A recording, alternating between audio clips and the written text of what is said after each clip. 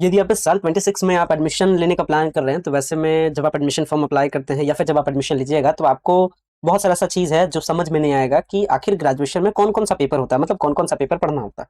BA, BSc, BCom में आप admission लेना चाह रहे हैं या किसी वोकेशनल कोर्स में लेना चाह रहे हैं, तो क्या पेपर का पैटर्न होता है, मतलब ग्रेजुएशन में कौन-कौन सा पेपर पढ़ा जाता है, मेजर पेपर क्या होता है, माइनर क्या होता है, AEC, SEC, VAC, MDC, CC paper क्या होता है, जनरल इलेक्टिव पेपर क्या होता है, डीएससी पेपर क्या होता है, ये सब काफ़ी कन्फ्यूज़न करता है और स्टार्टिंग में तो समझ में ही नहीं आता है बच्चा को। तो आज के इस वीडियो में आपके यही सारे डाउट्स को क्लियर करने वाले हैं। सो गाइस, अगर चैनल पे पहली बार विजिट किया हो, चैनल को जरूर सब्सक्राइब कीजिएगा ताकि इस टाइप के ढेरों सारे अपडेट आपको यहाँ से मिल सके और ऐसे सारे छोटे-बड़े कन्फ्यूजन्स आपके यहाँ से दूर होते हैं जो आपके लिए इंपॉर्टेंट रहता है। तो बिना देर के वीडियो को स्टार्ट करते हैं। तो सारी चीज़ों को समझाने के लिए हम बहुत सिंपल तरीके से 2 कंटेंट में हम लोग बात करते हैं। पहला तो एक कंटेंट रखते हैं बीए, बीएससी, बीकॉम वाला कोर्स, जिसको हम लोग कहते हैं नॉर्मल कोर्स या जिसको हम लोग कहते हैं रेगुलर कोर्स। क्या कहते हैं? रेगुलर कोर्स, याद रखना है। बीए, बीएससी, बीकॉम को कहते हैं रेगुलर कोर्स, और जो प्रोफेशनल कोर्सेज होते हैं, जो जॉब ओरिएंटेड कोर्सेज होते हैं, जैसे कि आपका बीबीए है, बीसीए है, बीएमसी है, तो ये सारे प्रोफेशनल कोर्स आते हैं या फिर इसको हम लोग वोकेशनल कोर्स भी कहते हैं। तो चीजों को बहुत सिंपल से समझेंगे। दो चीज में 2 पार्टीशन हमने कर दिया, एक बीए, बीएससी, बीकॉम के लिए और एक पार्टीशन हमने कर दिया प्रोफेशनल कोर्स के लिए। अभी प्रोफेशनल कोर्स को साइड में रखते हैं, रेगुलर कोर्स के बारे में समझते हैं। रेगुलर कोर्स का मतलब सिंपल सा, बीए, बीएससी, बीकॉम को रेगुलर कोर्स कहते हैं। अब बीए, बीएससी, बीकॉम का स्पेशल बात क्या है, कहानी सुनिए। 2020 में एनईपी आता है, न्यू एजुकेशन पॉलिसी आता है। न्यू एजुकेशन पॉलिसी में क्या स्पेशल बात हुआ, इसको समझने से पहले पहले पिछले बार की, मतलब न्यू एजुकेशन पॉलिसी आने से पहले की कहानी को समझिए तो ज्यादा समझ में आएगा। देखिए, न्यू एजुकेशन पॉलिसी में क्या हुआ था, मतलब न्यू एजुकेशन पॉलिसी में हुआ क्या चेंजेस, इसको समझिए। उसके पहले क्या पैटर्न था कि जैसे आप 12th में पढ़ते हैं, तो आप 12th में क्या होता है, 11th होता है एक क्लास, 12th होता है दूसरा क्लास, मतलब साल बाई साल आपका क्लास कंप्लीट होता है, 11th 12th ऐसे करके। उसी तरीके से पहले का जो सिस्टम था उसमें ग्रेजुएशन में क्या होता था, पार्ट 1, पार्ट 2, पार्ट 3, मतलब 3 साल में आपका डिग्री कंप्लीट होता था। पार्ट 1 कल आया, पार्ट 2 कल आया, पार्ट 3 कल आया। पार्ट 1 के टाइम में क्या होता था कि जैसे आपका 12th में भी 5 पेपर आप पढ़े होंगे, तो पार्ट 1 में भी सिस्टम 5 पेपर का पहले होता था। जिस पेपर में आप ग्रेजुएशन करते थे उसको हम लोग ऑनर्स पेपर कहते थे। तो 2 ऑनर्स का पेपर होता था, 2 सब्सिडियरी का पेपर होता था, मतलब हेल्पिंग पेपर, मतलब जिसमें आपको पढ़ने का इंटरेस्ट ऑनर्स के बाद ज्यादा आता है, तो 2 हेल्पिंग पेपर होता था इस तरीके से। और इसके बाद एक आपका कंपलसरी पेपर होता था कि हिंदी इंग्लिश आपको लेना है, चाहे 50-50 का लीजिए, चाहे आप डायरेक्ट 100 का लीजिए, जैसे कॉम्बिनेशन आपको बनाना है। वहां पे भी सेम कहानी होता था, मतलब 500 का आपका पेपर पहले के न्यू एजुकेशन पॉलिसी आने से पहले ग्रेजुएशन में कुछ इसी टाइप से था। न्यू एजुकेशन पॉलिसी 2020 के बाद चेंज हो गया, मतलब अब न्यू एजुकेशन पॉलिसी आ गया। तो ये तो पहले की कहानी समझे। न्यू एजुकेशन पॉलिसी में क्या होगा कि नया एजुकेशन पॉलिसी कहता है कि नहीं, अब हम 6-6 महीने का एक क्लास बनाएंगे, तो इसको सेमेस्टर कहा जाने लगा। और प्लस ग्रेजुएशन में ये स्पेशलिटी आ गई कि ग्रेजुएशन अब 4 सालों में कंप्लीट होगा, मतलब रेगुलर कोर्स के लिए बात हो रहा है, कंफ्यूज नहीं होना है। तो बीए, बीएससी, बीकॉम होगा कि नहीं, अब 4 साल का होगा, मतलब 4 साल का मतलब 1 साल में 2 क्लास, मतलब 2 सेमेस्टर, तो 4 साल में 8 सेमेस्टर, समझ गए। अब ये पॉइंट आ गया कि जब 8 सेमेस्टर का कोर्स है, तो एक क्लास में हम क्या करेंगे कि अब जो पेपर होगा वो पेपर भी चेंज होगा। पहले 5 पेपर पढ़ना होता था, 2 ऑनर्स का, 2 सब्सिडरी, फिर एक कंपलसरी पेपर। पार्ट 2 में भी ऐसे रहता था, और पार्ट 3 में जाकर के 4 ऑनर्स पेपर हो जाता था, और एक आपका जीई का पेपर, जनरल इलेक्टिव पेपर होता था, ठीक है, जिसको लोग जीएस पेपर भी कहते हैं। ये सब पहले का सिस्टम था, तो ये सब को लेकर के कंफ्यूजन नहीं रखना। जो सेमेस्टर सिस्टम है, जो न्यू एजुकेशन पॉलिसी सिस्टम आया, उसमें क्या हो गया कि बीए, बीएससी, बीकॉम में जब पहले सेमेस्टर में जाते हैं तो आपको 6 पेपर पढ़ना होता है, 6 पेपर।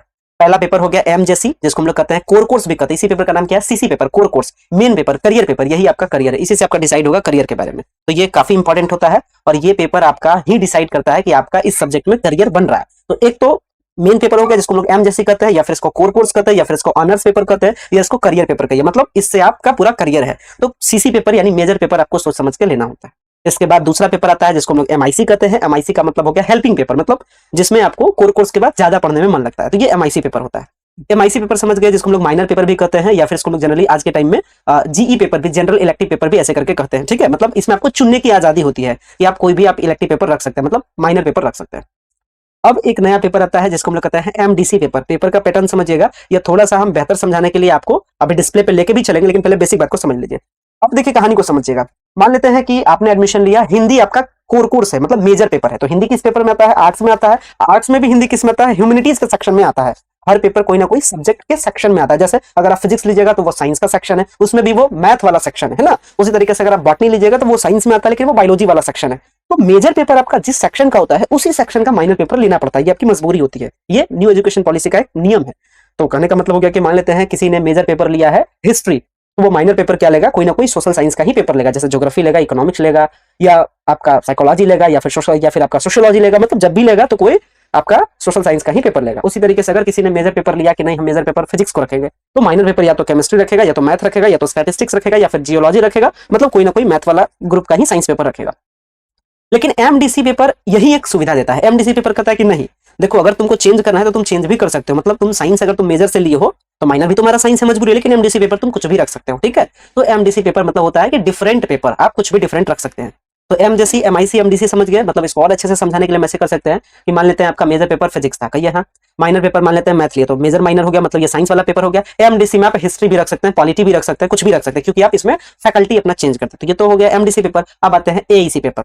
चौथा पेपर का नाम क्या है? एईसी। एमजेसी समझा दिए, एमआईसी समझा दिए, एमडीसी समझा दिए। अब आता है चौथा पेपर जिसको हम लोग कहते हैं एईसी, जिसको हम लोग शॉर्ट में कहते हैं एबिलिटी एनहेंसमेंट कोर्स। मतलब आपका एबिलिटी को बढ़ाया जाएगा, मतलब आपके किसी स्पेशल चीज में आपको नॉलेज दिया जाएगा, ठीक है, स्पेशल सब्जेक्ट में नॉलेज दिया जाएगा। लेकिन इसका कुछ नियम कायदे कानून बना हुआ है। जैसे पहला सेमेस्टर में पढ़ाया जाता है एमआईएल, मॉडर्न इंडिया लैंग्वेज। मतलब एईसी में मतलब होता है कि किसी स्पेशल सब्जेक्ट का आप पहले से जान दे, लेकिन कुछ स्पेशल नॉलेज बढ़ाया जाएगा। जैसे पहले सेमेस्टर में क्या पढ़ाया जाता है? एमआईएल। एमआईएल का मतलब मॉडर्न इंडिया लैंग्वेज। मतलब आज के इंडिया में क्या बोला जाता है? तो आज के इंडिया में या हिंदी बोलते हैं या इंग्लिश बोलते हैं, यही तो दो लैंग्वेज फेमस है। तो एईसी पेपर में आपको हिंदी लेना होता है या इंग्लिश लेना होता है, ये होता है एईसी पेपर। इसके बाद पांचवें सेमेस्टर मतलब पांचवा जो पेपर है, इसका नाम क्या है आपका? SEC paper, skill enhancement course. मतलब आपके स्किल को बढ़ाया जाएगा। मतलब स्किल मतलब समझते हैं ना, कुछ एकदम जमाने के साथ में कुछ स्पेशल नॉलेज, ठीक है। तो ये होता है एसईसी पेपर। तो एसईसी पेपर का जैसे एग्जांपल है इंग्लिश कम्युनिकेशन, मतलब आप इंग्लिश बोल पाते हैं कि नहीं सही से, ये स्किल है एक टाइप का। तो ये एसईसी में आपको पढ़ाया जाता है। तो एक स्किल वाला पेपर पढ़ाया जाता है, एसईसी होता है। एक जो छठा पेपर जो सेमेस्टर में पढ़ाया जाता है, मतलब आज के न्यू एजुकेशन पॉलिसी में इसको हम लोग वीएससी कहते हैं, वैल्यू एडेड कोर्स। मतलब आप में कुछ वैल्यू बढ़ा देगा, ठीक है। मतलब आप में जितना इतना चीज सिखाने के बाद भी आपका वैल्यू बढ़ाने के चक्कर में कुछ और भी नया चीज आपको सिखाएगा। तो ये होता है वैल्यू एडेड पेपर, ठीक है। जैसे आपको कॉन्स्टिट्यूशन के बारे में आपको पूरा नॉलेज देगा। तो इस टाइप का पेपर आपका 6 पेपर आपके न्यू एजुकेशन पॉलिसी के अंदर में ग्रेजुएशन में पढ़ाया जाता है।